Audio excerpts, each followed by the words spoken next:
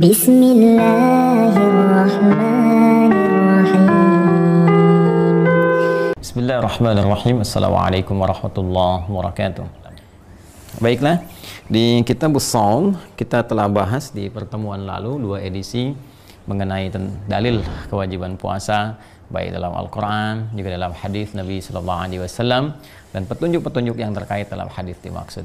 Sekarang kita akan bacakan hadis yang kedua dan kita akan lihat, karena di pertemuan lalu kita jelaskan kenapa dibuka dengan saum, tidak mengatakan kitabus syiyam. Tentu ini ada korelasi dengan puasa-puasa yang pernah ditunaikan, yang konteksnya barangkali tidak seperti aturan Ramadan, tidak seperti syiyam yang kita jalani pada saat ini. Nah, ini nanti akan kita lihat dalam uraian hadis-hadis yang akan kita kaji, termasuk boleh jadi pada hadis kedua yang akan kita coba dapati. Bismillahirrahmanirrahim. Hadis yang kedua dalam Kitabus Shaum, Sahih Al-Bukhari, di nomor hadis 1892 dari susunan awal sampai dengan ke hadis ini. Jadi dari kitab Bad'ul Wahyi, kan, hadis pertama sampai dengan ke Kitabus Shaum ada 1892 hadis pada yang akan kita bahas saat ini. Ya, pada yang akan kita bahas saat ini. Bismillahirrahmanirrahim. Qala haddatsana Musaddad haddatsana Ismail an Ayyub an Nafi' an Ibnu Umar radhiyallahu taala anhuma. Di rawi terakhirnya yang mendapati informasi dari Nabi sallallahu alaihi wasallam yaitu Ibnu Umar. Nah, kemudian apa hadis yang disampaikan oleh Ibnu Umar ini radhiyallahu taala anhuma? Qala, ya, beliau menyampaikan shaman nabiyyu sallallahu alaihi wasallam. Ada informasi yang beliau sampaikan, Nabi sallallahu alaihi wasallam telah terbiasa menunaikan puasa, ya, Asyura. Nanti kita akan bahas. Wa amara bisiyamihi, dan beliau pun memerintahkan para sahabatnya untuk menunaikan puasa dimaksud, yaitu ikut juga puasa Asyura. Ya, jadi Nabi pernah menunaikan puasa Asyura, terbiasa menunaikannya. Kemudian meminta sahabatnya juga menunaikannya. Falamma furida Ramadan, maka tatkala diwajibkan puasa Ramadan itu, datang kewajiban puasa Ramadan, turika, maka ditinggalkanlah puasa Asyura itu. Wa kana Abdullah la yasumhu illa an yuwafiqa shaumahu. Nah, ini akan bisa kita pahami dengan baik kalau kita teruskan dulu ya hadis berikutnya, nanti baru kita akumulasikan pemahamannya. Di hadis nomor 1893, nah ini saya bacakan dulu rawi atau sanadnya, ini tersambung ke Sayyidah Aisyah radhiyallahu taala anha. Saya baca dulu. Qala haddatsana Qutaibah ibn Sa'id haddatsana Al-Laits an Yazid ibn Abi Habib anna Iraq ibn Malik haddatsahu anna Urwah akhbarahu an Sayyidati Aisyah radhiyallahu taala anha. Nah, ini rawinya satu, ini lingkungan keluarga terdekat Nabi sallallahu alaihi wasallam. Ya, tadi juga A1, lingkungan terdekat kerabat Nabi, bahkan dari jalur keluarga terdekat, ya, yaitu Umar kan mertuanya Rasulullah sallallahu alaihi wasallam. Nah, ini Sayyidah Aisyah istrinya Nabi sallallahu alaihi wasallam, kan? Anna Quraisyan kanat tasumu yauma Asyura, bahwa orang-orang Quraisy pada saat itu, ya, fil jahiliyati, mereka sudah terbiasa menunaikan puasa Asyura yang nanti ikut kepada kebiasaan orang-orang Yahudi pada masa itu. Nanti saya terangkan. Ya, thumma amara Rasulullah sallallahu alaihi wasallam bisiyamihi. Kemudian Nabi sallallahu alaihi wasallam juga meminta para sahabatnya untuk menunaikan puasa dimaksud, yaitu Asyura. Hatta furida Ramadan, sampai kemudian datanglah kewajiban menunaikan puasa Ramadan. Wa qala Rasulullah sallallahu alaihi wasallam, dan saat kewajiban itu diturunkan, maka Rasulullah sallallahu alaihi wasallam kemudian bersabda, "Man syaa'a falyasumhu wa man syaa'a aftara." Ya, siapa yang berkenan ingin melanjutkan silahkan, ya, teruskan puasa itu. Dan jika ada yang memang ingin berbuka juga tidak puasa, tidak jadi masalah. Yang penting nanti ini ada standar yang wajib dan ini ada standar yang sunnah sebagai tambahan. Ada 3 faedah penting yang bisa kita dapatkan dari hadis ini. Pertama begini, perhatikan betapa jelinya. Makanya saya katakan di awal jumpa kita, Al-Imam Al-Bukhari ini termasuk orang yang faqih gitu kan. Faqih, orang yang paham tentang fikih, mengerti tentang kaidah-kaidah juga, di hadis apalagi, di tafsir juga. Jadi bagaimana mengurutkan hadis-hadis ini sesuai dengan suasana ayat yang ditampilkan saat membuka bab pembahasannya. Masih ingat, bukankah beliau saat membuka bab pertama di kitab yang ke-30 Kitabus Shaum ini, beliau kemudian menampilkan Quran surah kedua Al-Baqarah ayat 183, ya kan? Ya ayyuhalladzina amanu kutiba alaikumus syiyam kama kutiba alal ladzina min qablikum la'allakum tattaqun. Perhatikan baik-baik, kalau kita jeli mengamati, Anda ikuti hari pertama, kedua di kajian kitab ini. Perhatikan, bukankah hadis pertama berbicara tentang kewajiban puasa? Ini mengambil turunan dari pembukaan ayat, ya ayyuhalladzina amanu kutiba alaikumusiyam. Hai orang-orang yang telah menyatakan dirinya beriman pada Allah, diwajibkan bagi kalian menunaikan puasa. Ya, hadis tentang kewajiban ini yang telah kita baca yang sebelumnya, dengan baik itu dari Abu Hurairah, ya, yang riwayatnya di Muslim, ataupun dari Talhah bin Ubaidillah, ya, Talhah bin Ubaidillah yang di Al-Bukhari ini. Baik. Adapun yang selanjutnya yang kita baca barusan tadi, baik dari Ibnu Umar radhiyallahu taala anhuma ataupun Sayyidah Aisyah radhiyallahu taala anha, ini adalah tafsir lanjutan dari ayat, ya, yang Al-Baqarah 183 tadi. Jadi yang hadis pertama terkait dengan ya ayyuhalladzina amanu kutiba alaikumusiyam, hadis ini, dua hadis ini terkait dengan kama kutiba alal ladzina min qablikum. Ya, hei orang-orang beriman, diwajibkan bagi kalian menunaikan puasa nih. Sekarang kalian berpuasa gitu kan. Nah, mungkin ada yang bertanya, nih kan kewajiban puasa ini turunnya teman-teman sekalian itu di bulan Sya'ban, di tahun kedua Hijrah. Jadi hari Senin tanggal 2 bulan Sya'ban tahun kedua Hijrah. Ya, itu urutan sejarahnya. Nah, diturunkan di bulan Sya'ban itu supaya umat Islam punya persiapan, ya, persiapan. Kalau Anda bayangkan turun kewajiban langsung besoknya Ramadan langsung puasa kan kaget. Ya, tapi ketika turun di bulan Sya'ban kurang lebih ada sebulan persiapan dulu. Membiasakan, menyiapkan diri gitu kan. Kemudian Nabi memberikan motivasi, terus setelah terbangun kebiasaan-kebiasaan puasa sunnah sebelumnya, dari sini muncul kekuatan dan muncul motivasi kuat untuk menunaikan itu semua. Ya, ini yang kemudian kelak disebut dengan tarhib yang telah kita uraikan sebelum Ramadan. Baik. Nah, yang paling menarik teman-teman sekalian, ketika kemudian turun kewajiban itu, boleh jadi ada orang bertanya, "Ya Rasulullah, ya, apakah sebelum kita juga puasa, gitu kan? Ya, ada kewajiban itu. Ya Rasulullah, gitu kan? Apa cuma kita aja yang puasa? Bagaimana dengan umat-umat sebelumnya dan sebagainya?" Nah, untuk memberikan motivasi kepada insan beriman sebelum pertanyaan itu tiba, ya, dan sekaligus juga kompetisi terbaik dalam ibadah disebut dengan fastabiqul khairat. Itu ada di Quran surah kedua Al-Baqarah ayat 148. Walikulli wijhatun huwa muwalliha fastabiqul khairat, ya kan? Fastabiqul khairat. Maka setiap umat, setiap hamba punya orientasi dalam beramal. Maka setiap amal itu diperlombakan untuk mendapatkan penilaian terbaik si Allah Subhanahu wa taala. Maka untuk memberikan motivasi kepada insan beriman pada saat itu sampai dengan kini, supaya merasa bahwa tidak sendirian dia puasa, supaya merasa punya kompetisi lebih baik daripada umat sebelumnya, maka Allah sampaikan umat dulu pun pernah mendapatkan perintah puasa. Jadi bukan kalian aja yang puasa, umat dulu pun puasa. Nah, ketika umat dulu diberikan perintah puasa itu, penunaian kalian saat ini harus lebih baik dibandingkan dengan mereka. Karena nanti ada kisah-kisah di masa lalu itu ketika mereka puasa, ada yang tidak sempurna. Maka Allah berikan waktu terbaik, amalan terbaik, pahala terbaik pada umat Nabi Muhammad SAW supaya mereka termotivasi ya untuk bisa lebih baik menunaikan puasa dibandingkan orang-orang sebelumnya. Nah, terkait dengan bagaimana bentuk puasa orang-orang sebelumnya ini, ada sebagian referensi hadis yang disampaikan kepada kita. Di antaranya apa yang telah kita baca ini. Jadi sebelum ada puasa Ramadan diwajibkan pada umat Islam, umat-umat sebelumnya telah puasa. Ya, sekali lagi umat-umat sebelumnya telah puasa. Dan rangkaian ibadah puasa bahkan yang sampai ke masa Nabi Shallallahu Alaihi Wasallam itu adalah puasa yang ditunaikan oleh umat Yahudi, umatnya Nabi Musa Alaihi Salam. Ketika dalam salah satu riwayatnya adalah terbebas dari kerjaan Firaun. Ya, karena nanti ada dua riwayat di sini, ada yang menyebutkan bahkan ini tersambung ke Nabi Nuh alaihissalam. Ya, ketika Nabi Nuh alaihissalam itu terlepas dari banjir besar, kemudian fastawatil jud, ya, perahunya, safinatun Nuhnya, ya, kapal besar Nuhnya alaihissalam sudah mulai merapat dan bersyukur kepada Allah karena dibebaskan dari lingkungan orang-orang yang bermaksiat, kemudian dibebaskan dari ancaman hukuman Allah Subhanahu wa taala. Untuk mensyukuri itu maka mereka puasa. Tapi riwayat yang paling populer adalah riwayat yang disampaikan kepada kisahnya Nabi Musa alaihissalam ketika terbebas dari kejaran Firaun. Ya, laknatullah alaih, ketika terbebas dari kejaran Firaun, maka mereka bersyukur kepada Allah Subhanahu wa taala dan itu terjadi di hari ke-10. Ya, ke-10 itu kan Asyrah, kan? Maka menunaikan puasa yang disebut dengan Asyura, terambil dari kata itu. Ya, bulannya itu senafas dengan bulan Al-Muharram. Jadi setiap tanggal 10 kemudian Al-Muharram ditunaikanlah puasa Asyura. Ya, maka orang-orang Yahudi pada saat itu setiap masuk tanggal 10 Al-Muharram mereka puasa, sehingga sampai kebiasaan puasa ini pada era jahiliyah, ya, pra kenabian sampai di masa Nabi Shallallahu Alaihi Wasallam. Bahkan menurut Sayyidah Aisyah, orang-orang Quraisy pun sudah meniru mereka. Jadi begitu orang Yahudi puasa, ikut-ikutan puasa gitu kan. Karena biasa, ini asimilasi baik dari budaya dengan keyakinan ketika hidup. Kan Mekah itu kosmopolitan. Ya, kota besar, kota perdagangan, kota ziarah, ya, kota agama dan sebagainya, itu pusatnya pada saat itu.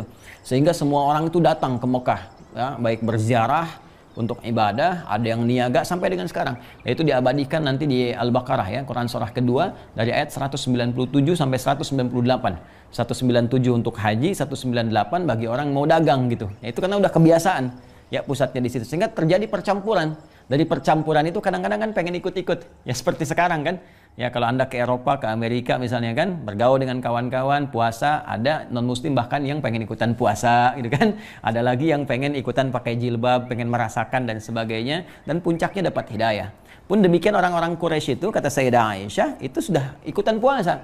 Ya bahkan ketika Nabi hijrah ke Yathrib yang kelak menjadi Al-Madinah Al-Munawwarah, kan banyak Yahudi. Ya di Madinah itu mereka puasa, maka kata Nabi Muhammad SAW, kita lebih berhak untuk berpuasa dibanding mereka, ya karena kita lebih dekat kepada Musa, sedangkan ajaran Musa sudah menyimpang dari apa yang dipraktekkan oleh mereka. Ya ingat, ajaran Musa alaihissalam sudah disimpangkan. Nah itu cara baca yang paling mudah. Ya ajaran Nabi Musanya benar disampaikan, sedangkan orang-orang yang praktekkan pada masa itu sudah menyimpangkan ajaran Nabi Musa alaihissalam pada umumnya. Ya sedangkan mereka masih memelihara puasanya. Maka kata Nabi Muhammad SAW, kita lebih berhak karena kita lebih dekat kepada Musa, ya lebih benar ajarannya. Maka kalaupun umat pada saat itu bersyukur kepada Allah dari kejaran Fir'aun, ya, dan bersyukur kepada Allah setelah lolos dari semua itu sebagai ungkapan terima kasih kepada Allah puasa, maka kita lebih berhak melestarikan itu untuk menunjukkan bahwa benarnya syariat Musa alaihissalam. Jelas ya. Nah, jadi umat Yahudi pun pernah puasa. Di antara puasanya disebut dengan puasa apa? Asyura. Jadi nanti ada kebiasaan juga 3 hari dalam setiap bulan. Itu pernah umat-umat sebelumnya menunaikan itu.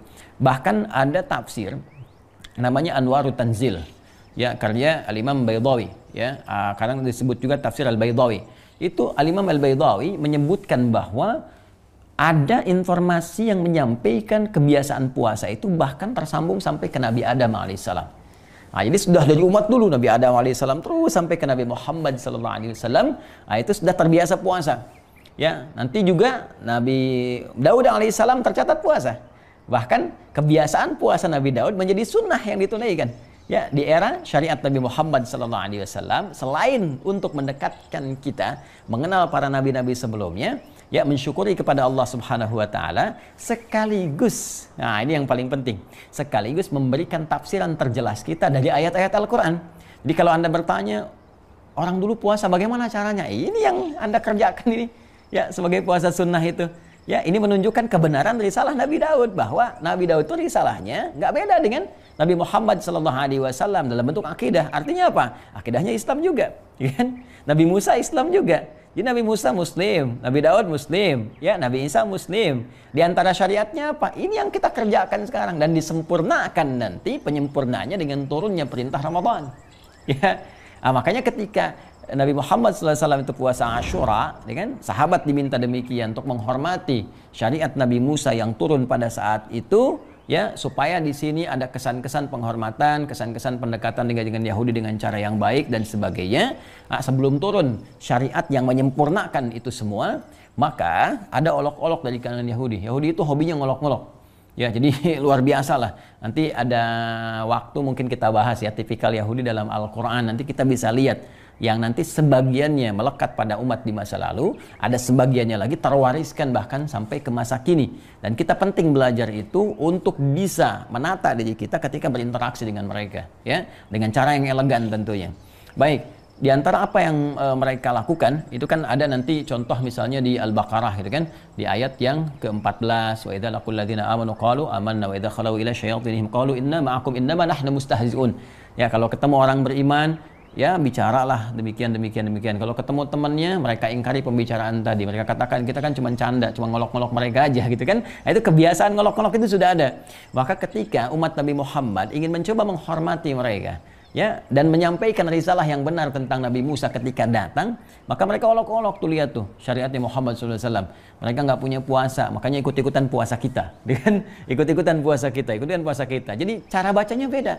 Satu sisi ingin menghormati, satu sisi ingin menerangkan kebenaran risalah Musa yang nggak beda jauh dengan risalah Nabi Muhammad SAW dalam konteks syariat dan sama dalam konteks akidah, maka yang didapatkan hanya olok-olok gitu kan dari mereka. Maka apa yang terjadi? Ya, yang terjadi kemudian turunlah Quran surah kedua Al-Baqarah ayat 183 yang memberikan pada umat Islam puasa yang lebih baik dibandingkan umat-umat sebelumnya, dengan keistimewaan yang lebih baik lagi, dengan pahala yang paling sempurna. Maka turunlah Quran surah kedua Al-Baqarah ayat 183. Ya ayyuhalladzina amanu kutiba alaikumusiyam kama kutiba alal ladzina min qablikum la'allakum tattaqun. Hai orang-orang beriman, kan? Yang telah beriman kepada Allah, beriman pada Rasulullah SAW dengan semua tuntunan yang dibawanya. Mulai hari ini diwajibkan bagi kalian menunaikan puasa. Ya, nanti di bulan Ramadan kalian tunaikan, ya. Tunaikan puasa ini, nanti turun ayat 185 untuk menegaskan waktunya Ramadan. Syahrul Ramadan alladzi unzila fihil Quran. Jadi begitu kalian dapatkan ini, risalah ini yang terbaik yang Allah berikan. Makanya ayat-ayat selanjutnya 184, 185, 186, 187 memberikan keistimewaan yang nggak ditemukan di umat-umat sebelumnya. Nggak ada di puasa Asyura, nggak ada di puasa Daud, gitu kan? Nggak ada di puasa nanti kebiasaan Nabi Isa alaihissalam yang sebelum menerima wahyu beliau puasa dulu sampai dengan 40 hari, yang kemudian ditiru oleh sebagiannya, tapi puasanya nggak seperti kita. Ya, puasanya itu masih puasa makanan-makanan yang pokok. Jadi kalau yang ringan-ringan masih dimakan. Ya, kalau yang pokok misalnya kalau kita nasi, ya kalau di sana misalnya ada gandum dan sejenisnya itu nggak dimakan. Ya, tapi yang ringan-ringan ya kalau kita kerupuk misalnya kan atau minum itu masih dilakukan. Ya, nah, jadi teman-teman sekalian, ini yang dilakukan dan diteruskan oleh umat setelahnya. Walaupun nanti ada kesan tampak umatnya Nabi Isa alaihissalam itu agak unik. Warisan umat-umat Yahudi setelah Nabi Musa alaihissalam itu ada agak unik. Keunikannya adalah mereka kalau sampai puasanya di musim panas, nah itu mereka batalkan, mereka pindahkan lagi ke musim dingin. Ya, karena kami yang pernah tinggal di Timur Tengah itu merasakan kalau musim dingin, nah, Masya Allah itu subuhnya kan udah jam 7, setengah 8, kan maghribnya setengah 6, jadi pendek. Tapi kalau musim panas, wah itu subuhnya bisa jam 4, setengah 4, maghribnya setengah 8, kadang jam 8 malam gitu kan. Maka orang sering menyebut kalau musim panas puasa ibadah, kalau musim dingin puasa nikmat. Nah, dulu ada kebiasaan umat di masa lalu kalau waktu puasa jatuh di musim panas, dia libur dulu tuh. Ya, dia buka, nanti dia pindahkan ke musim dingin, dia tambah waktunya. Jadi sebulan 20 hari. Ya, sebulan 20 hari. Nah, itu kebiasaan umat di masa lalu. Jadi ada yang ngeyel, ada yang seperti itu, ada yang merubah-rubah, ada yang suka ngolok-ngolok, ada yang nggak sempurna. Walaupun Allah telah berikan kemuliaan dari puasa itu. Maka di bulan Ramadan ketika turun perintah Ramadan untuk ditunaikan itu semua Allah sampaikan. Nih keistimewaannya. Puasa ini istimewa. Ada malam Al-Qadarnya, dosa-dosa diampuni, ada pahala berlipat-lipat dan berbagai kemuliaan yang lain enggak ditemukan sebelumnya. Jadi sebagai hiburan bagi orang-orang Islam yang diolok-olok gitu kan, dan sekaligus motivasi bahwa ini lebih baik untuk ditunaikan, manfaatnya lebih dahsyat dan sebagainya. Walaupun orang dulu pernah mendapatkan kewajiban yang serupa untuk puasa, tapi tidak sesempurna yang kita tunaikan pada saat ini. Jadi ini poinnya teman-teman sekalian. Karena itulah ketika Ramadan tiba, Nabi mengambil sikap ya untuk meninggalkan puasa Asyura pada saat itu, tidak ditinggalkan untuk memberikan penegasan kepada orang Yahudi ini ada yang lebih baik. Nah, walaupun setelah itu beliau pun memberikan sebuah nilai toleransi yang sangat dalam sekali. Ya, jangan sampai terjadi nanti salah persepsi, jadi kemudian kesannya Islam begini, Islam begitu dan seterusnya, tapi dijembatani oleh Nabi. Maka ada kalimat, "Hei, ini telah turun Ramadan. Begitu kalian tunaikan, terbiasa menunaikannya. Kalaupun masih ada yang ingin menunaikan puasa Asyura, kata Nabi sallallahu alaihi wasallam, silahkan tunaikan. Faman syaa'a falyashum wa man syaa'a falyuftir." Ya, maka siapa yang berkenan puasa, tetap tunaikan silahkan sebagai penghormatan kepada syariatnya Nabi Musa alaihi salam, sekaligus menunjukkan kepada umat Yahudi, ini loh syariat Musa itu. Ya, ini loh syariat yang benarnya Musa alaihi salam yang disempurnakan oleh syariat Nabi Muhammad sallallahu alaihi wasallam berupa turunnya Ramadan. Karena itu status Asyuranya menjadi sunnah yang kalau dikerjakan berpahala, ya bahkan ada keistimewaannya, dan kalaupun ditinggalkan tidak melahirkan perbuatan dosa, itu biasa saja. Tapi untuk memberikan kesan bahwa syariat Musa itu sama dengan syariat Muhammad sallallahu alaihi wasallam. Jelas ya, sama-sama Islamnya, termasuk Isa alaihissalam sama-sama Islamnya sampai ke Nabi Adam alaihissalam. Jelas sampai sini? Nanti di buku saya, teman-teman, yang ini yang makna ayat puasa, ini saya terangkan dengan detil. Saya terangkan dengan detil di halaman 38 ya sampai 41. Jadi di sini 38 ini membahas tentang puasa ditunaikan umat terdahulu. Ini saya sertakan dengan banyak referensi juga, karena ini saya sampai ke beberapa negara untuk membuat buku ini. ya dari Tripoli, kemudian sempat ke Tunis juga gitu kan, Tunisia, kemudian sempat ke Saudi juga ya. Kemudian di Indonesia ke perpustakaan-perpustakaan juga. Nah ini insya Allah cukup kaya referensi, dan saya tunjukkan ya beberapa bentuknya, bentuk puasa umat terdahulu, kemudian catatan di tafsirnya siapa aja yang berpendapatnya, dari misalnya tadi Imam Al-Baydawi sampai ke Ibnu Ashur juga saya sampaikan, sampai nanti termasuk pendapat-pendapat dari para ahli tafsir, termasuk dari para tabi'in sampai ke golongan sahabat yang menyampaikan. Ini poin. Jadi kalau mau detailnya silahkan ke sini. Saya fokus kepada pembahasan yang di hadis yang ingin diutarakan. Jadi yang tadi disampaikan teman-teman sekalian, dua hadis tadi, baik dari Ibnu Umar radhiyallahu taala anhuma ataupun Sayyidah Aisyah radhiyallahu taala anha, yang memberikan penegasan kepada kita bahwa dalil dalam Al-Qur'an yang diungkap di awal penuturan bab Al-Baqarah 183 diperjelas oleh keterangan Nabi Shallallahu Alaihi Wasallam. Karena itu kitab yang dibuka dengan kitabus saum. Tadi saya katakan kan, kenapa saum? Karena ingin menjelaskan juga hal-hal yang terkait dengan penunaian puasa di masa-masa lalu yang tidak seperti kita tunaikan seperti syariat kita sekarang yang lebih sempurna. Dulu ada orang puasa cuman yang pokok saja, yang ringannya masih dimakan, ya kan? Dulu ada orang puasa tapi nggak konsisten, kadang-kadang dipindahkan, ya kan? Dulu ada orang puasa tapi nggak sama 30 hari atau 1 bulan penuh. Ya, ada yang cuma 4 hari saja, ada yang 3 hari, ada yang cuma sehari, ada yang sehari puasa besoknya tidak, dan sebagainya.